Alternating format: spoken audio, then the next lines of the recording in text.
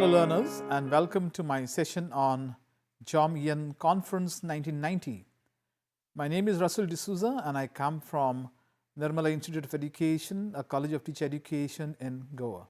So the World Conference on Education for All, abbreviated as EFA, also known as the Jomtien Conference, was held from 5th to 9th March 1990 at Jomtien in Thailand. It's a beautiful place.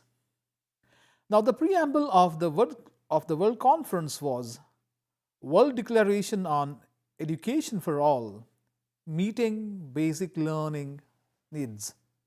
Which were the countries that participated or were a part of the EFA World Conference? Now, there were around 155 member states of the United Nations that participated actively in this World Conference on Education because it was found to be extremely important for all countries across the globe. Now, who were the key players to work towards the Education for All movement? Definitely, without key players, you can never get the ball rolling. So, who were the key players? Well, there were 5 key players who pioneered this whole movement. And these 5 players are the UNESCO, UNICEF, World Bank, the United Nations Development Program, and the United Nations Population Fund. So these were the 5 key players. Now, these originators of EFA insisted on making education a top priority on the development agenda, setting not only a good example for the United Nations cooperation, but also mobilizing governments across the globe, civil society, education professionals, and to a lesser degree, the private sector. Now, why did the Education for All happen? There has to be a reason for something to happen, because without a reason, nothing happens. So what was the reason? What were the thoughts? What were the ideas that led to the EFA? Well, the nations of the world, speaking through the Universal Declaration of Human Rights, asserted that everyone has a right to education. Everyone has a right to education. They said that despite efforts by countries around the globe to ensure the right to education for all, certain realities persisted. For instance, more than half the population of children that comprised girls had no access to primary schooling at all.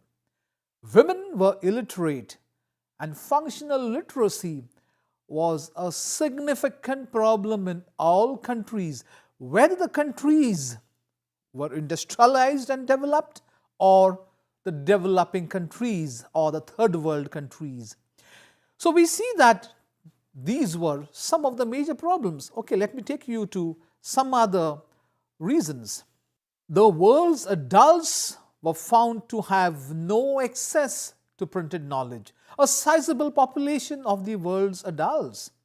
New skills and technologies that could improve the quality of their lives and help them shape and to adopt social and cultural change.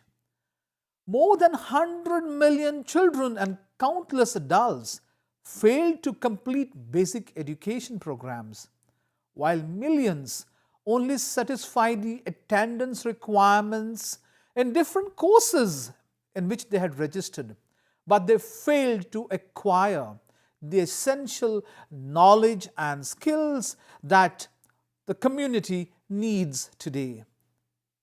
So what were the outcomes of the EFA conference? Now, the EFA conference, through its deliberations, came around, or rather they drafted 10 articles which were organized under 3 headings or sections or categories as follows.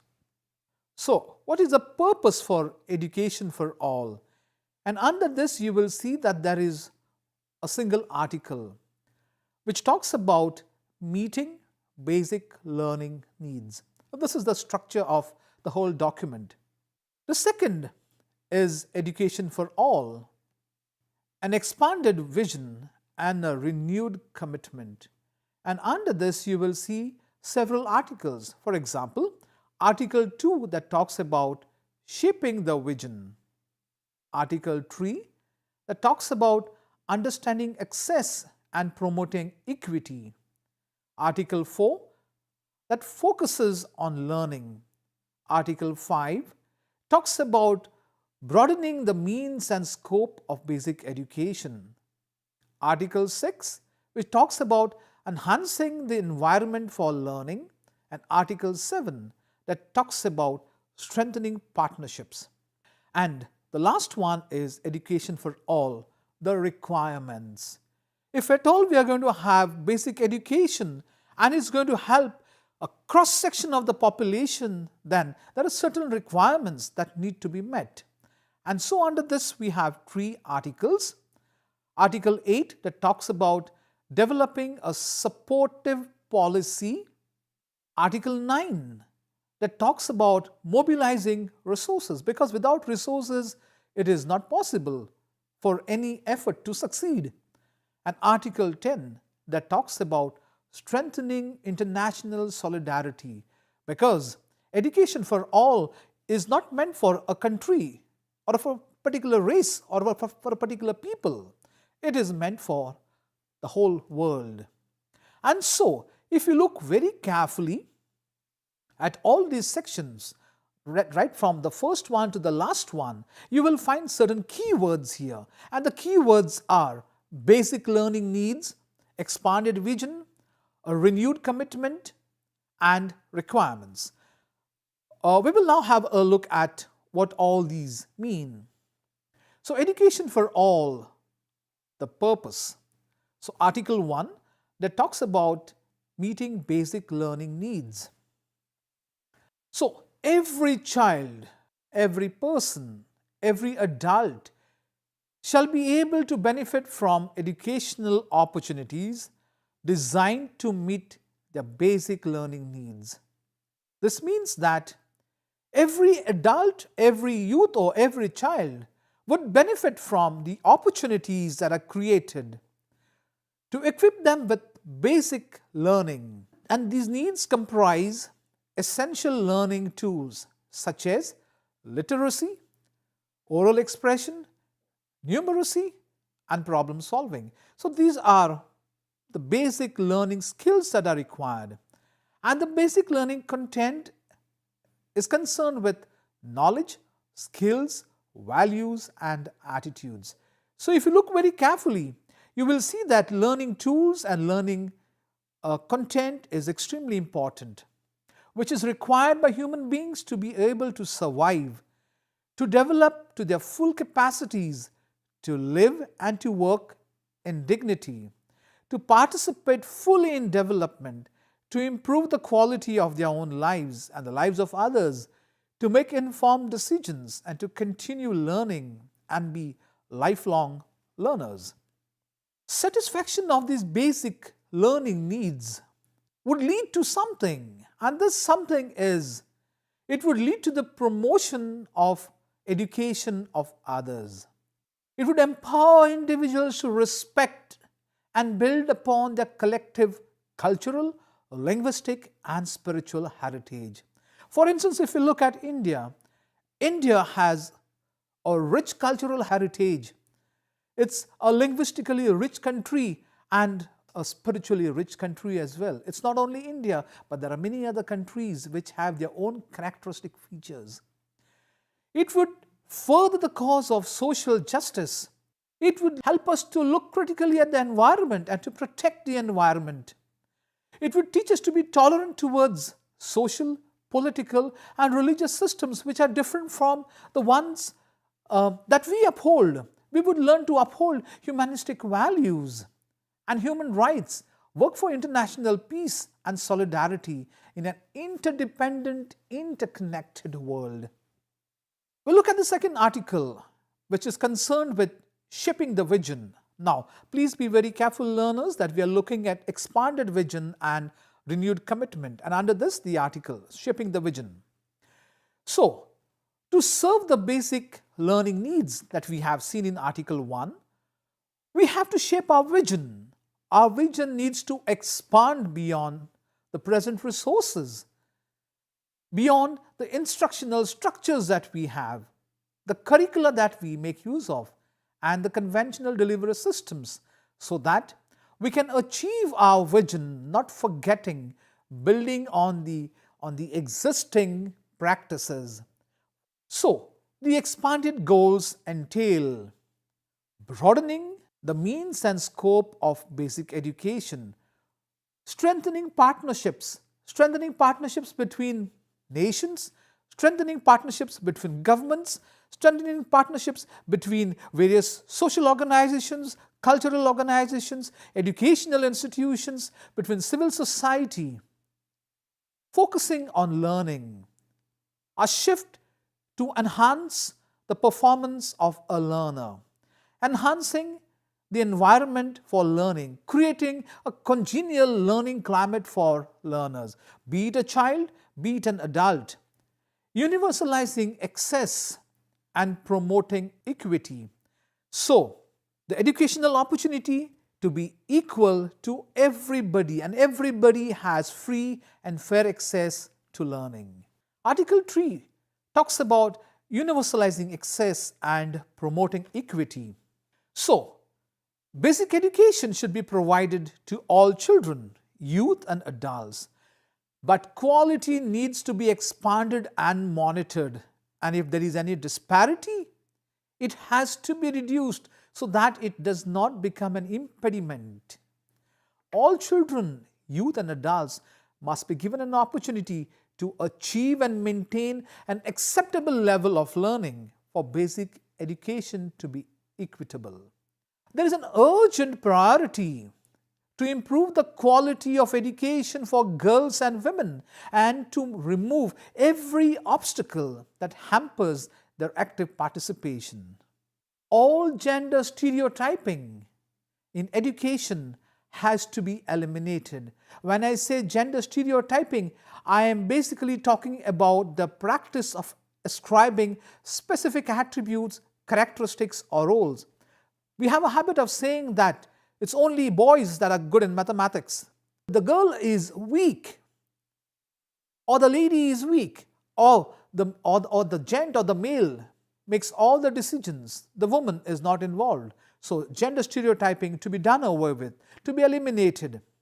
Attention needs to be given to the learning needs of the disabled, and at the same time, an active commitment must be made to remove the educational disparities. Undeserved groups like the poor, the street and working children, rural and remote population, nomads and migrant workers, indigenous people, ethnic, racial, linguistic minorities, refugees, those who are displaced by war and people under occupation should not suffer any discrimination in access to learning opportunities. Article 4 focuses on learning.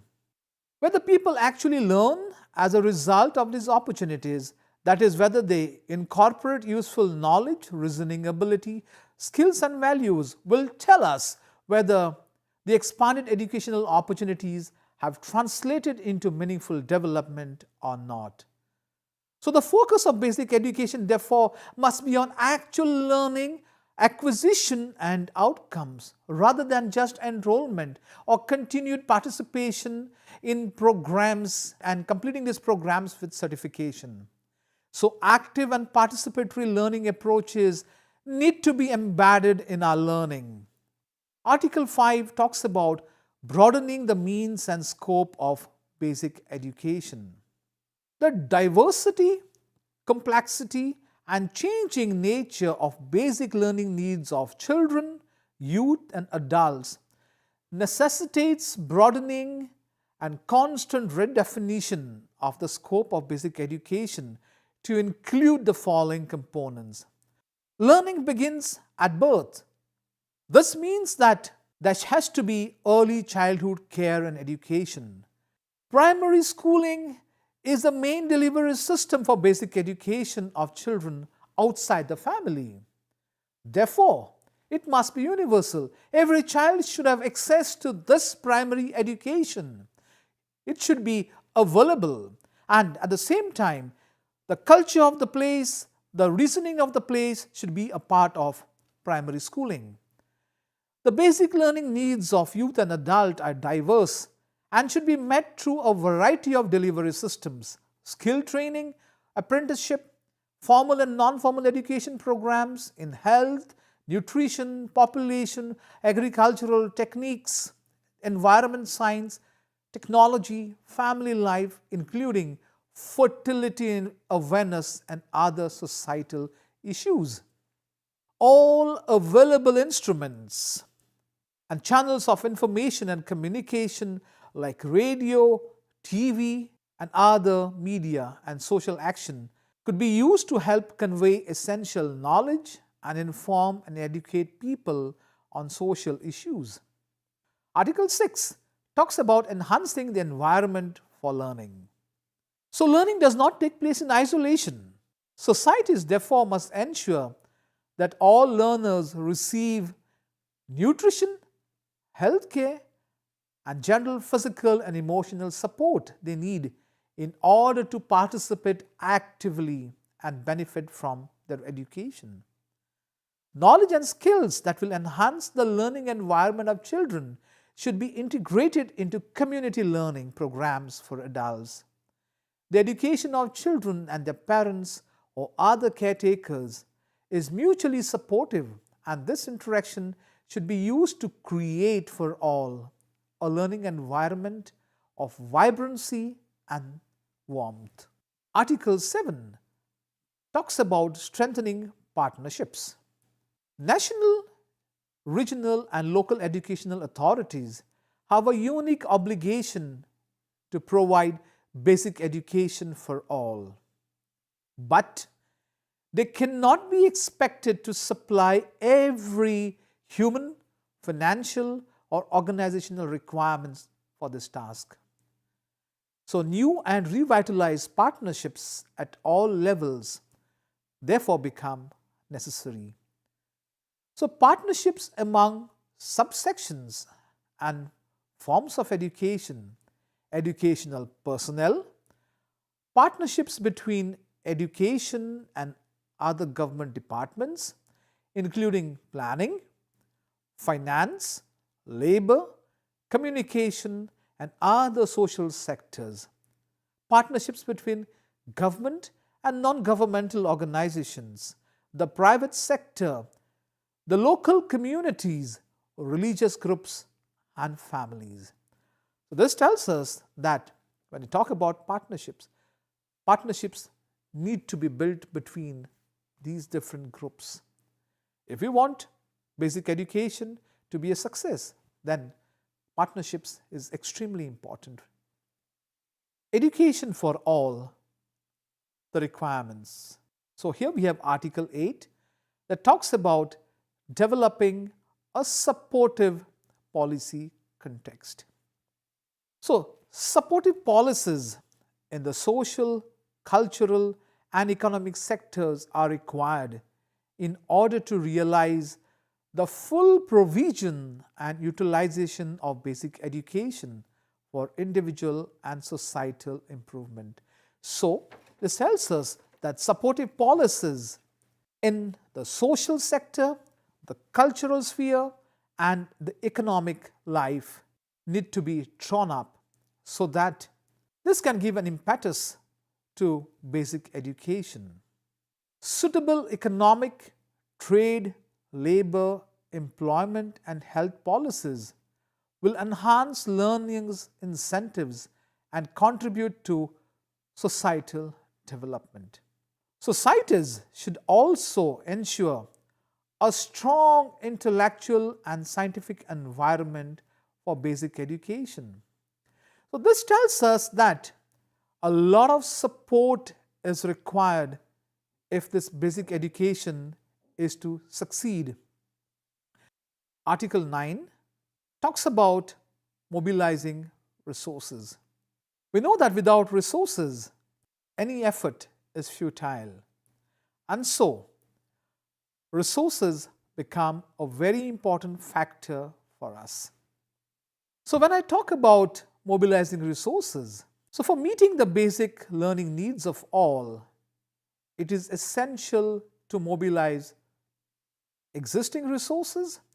When I say existing resources, I mean the institutions of learning which are there, the human potential which is there, the infrastructure which is there, the curricula which is there, other instructional supports which are there, public and private voluntary support.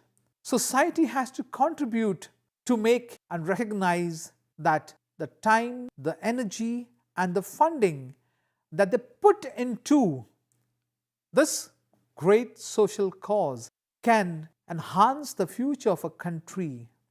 It can make a country. So enlarged public sector support means drawing on the resources of all the government agencies responsible for human development. This tells us that the government alone cannot do everything. We also need support from society. And when support comes from society, you can look at the growth and development of society. Whatever we put into the growth and development of society will only help to better the country. Article 10 talks about strengthening international solidarity. Now, without a convergence, without meeting of ideas of the international fraternity, the education for all cannot be a success. And that is the reason why there is a need to strengthen international commitment, international reasoning, international feeling, so that international solidarity can serve as an impetus for education for all. So, meeting basic needs constitutes a common and universal human responsibility. It requires international solidarity and equitable and fair economic relations in order to redress existing economic disparities.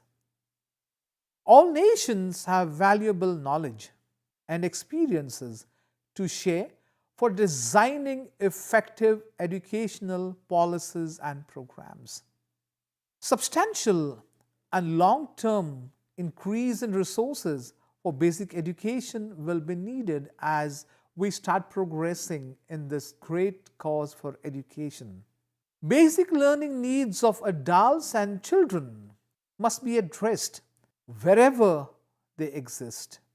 And all nations across the world have to work together, have to work in unison, have to work unitedly to resolve conflicts and strife.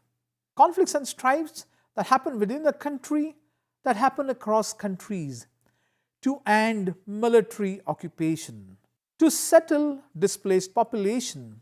Today we know that in several countries we have displaced population. There is a lot of conflict, a lot of strife. There is military occupation. These countries should facilitate the displaced population, probably to return to their countries of origin and ensure that their learning needs are not hampered, but rather they should ensure that their learning needs are met. So only a stable and a peaceful environment can create the conditions in which every human being, child and adult alike, may benefit from the goals of this declaration. So, if we go back to all the 10 articles, it tells us that every single child, every single adult, and every single youth should have access to basic education. Now, this basic education would enhance the quality of living and life. We know that a person who is inspired, who is educated, can make a far better contribution to society, to societies beyond the society in which he lives, and can help to better the world. But for all these things to happen, we need synergy and we need energy. Without synergy, nothing can occur, and therefore governments across the world Local governments, local institutions, local bodies need to work together. They need to forget, they need to shed off the differences that they have, and they need to work for a common citizenry, a citizen of the world. Because if we do not look at this goal, then our best efforts towards education for all will not be a success. It will not be a reality. It would just remain as a dream. We know that today there are several difficulties, there are several impediments, there are several barriers. But can we live with these barriers? Can we live with these impediments? It's no. So we need to make conscious efforts to harness the potential, to lead the human resource, to look very critically at the curricula that we follow, so that we can make modifications. We can bring in the best, so that we develop the best, and we present to the whole world a person, a citizen, an individual who will contribute towards the world. So learners, I would request you to look at this whole structure. It is a very interesting declaration. It would enhance your perception about education, and education for all. So, wishing you all the very best. Thank you.